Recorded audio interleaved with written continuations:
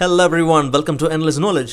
இந்த வீடியோல நாம எதை பத்தி பார்க்க போறோம்னா எக்ஸல்ல இருக்கக்கூடிய டேட் டிஃபரன்ஸ் ஃபங்க்ஷன் பத்தி தான் பார்க்க போறோம். சோ உங்களுக்கு இந்த வீடியோல உள்ள கண்டென்ட் எல்லாம் புரியுதுனா மறக்காம லைக் பண்ணுங்க and இத பத்தி தெரியாதவங்களுக்கு கண்டிப்பா ஷேர் பண்ணி விடுங்க and நீங்க என்ன சேனலை சப்ஸ்கிரைப் பண்ணாமலே பார்த்துட்டு இருக்கீங்கனா மறக்காம சப்ஸ்கிரைப் பண்ணுங்க and சப்ஸ்கிரைப் பண்ண கையோட பக்கத்துல இருக்கிற பெல் ஐகானை கிளிக் பண்ணி all notifications-ஐ மறக்காம எனேபிள் பண்ணிக்கங்க.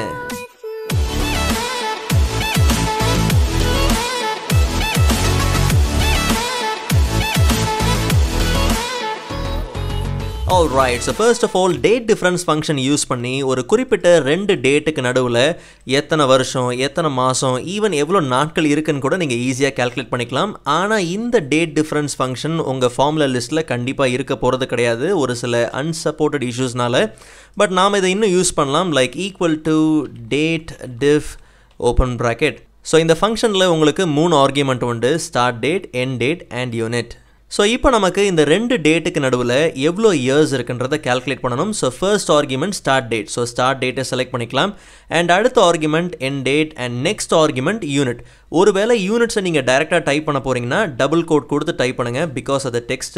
ஒருவேளை நீங்க செல்லிலே டைப் பண்ணி வச்சிருக்கீங்கன்னா பெட்டர் நீங்க அந்த செல்லை என்ன பண்ணலாம் செலக்ட் பண்ணிட்டு பிராக்கெட்டை க்ளோஸ் பண்ணிட்டு just enter. அப்ப இந்த ரெண்டு டேட்டுக்கு நடுவுல எவ்வளவு இயர்ஸ் இருக்குன்னா 25 இயர்ஸ். So நமக்கு வருஷத்தை மட்டும் கால்குலேட் பண்ணனும்னா y-ங்கிற யூனிட்டை யூஸ் பண்ணலாம். ஒருவேளை மாசத்தை கால்குலேட் பண்ணா m or even நீங்க டேஸை கால்குலேட் பண்ண போறீங்கன்னா d. ஜஸ்ட் நீங்க இதை ஃபில் பண்ணி பார்த்தீங்கன்னா அப்ப இந்த ரெண்டு டேட்டுக்கு நடுவுல so எவ்வளவு மாசம் இருக்கு 303 months இருக்கு and எவ்வளவு டேஸ் இருக்குன்னு பார்த்தீங்கன்னா 9239 டேஸ் இருக்கு.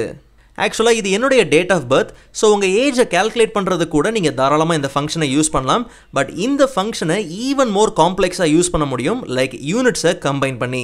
உதாரணத்துக்கு இந்த எம்டி யூனிட்டை யூஸ் பண்ணும்போது இந்த டேட்டில் இருக்கக்கூடிய மந்த்தையும் இயரையும் கேன்சல் பண்ணிவிட்டு ரெண்டு டேட்டுக்கு நடுவில் இருக்கக்கூடிய டிஃப்ரென்ஸை மட்டும் நம்மளால் ஈஸியாக கால்குலேட் பண்ண முடியும். லைக் 28ஆம் தேதி இருக்குது 13ஆம் தேதி இருக்குது. அப்போது ஈக்குவல் டு 28 மைனஸ் 13. அப்போ இந்த ரெண்டு டேட்டுக்கு நடுவில் இருக்கக்கூடிய டிஃப்ரென்ஸ் பார்த்தீங்கன்னா 15. ஜஸ்ட் நம்ம இந்த ஃபங்க்ஷனை ஃபில் பண்ணி பார்ப்போம். கவனித்து பார்த்தீங்கன்னா 15 தான் ஆன்சர்.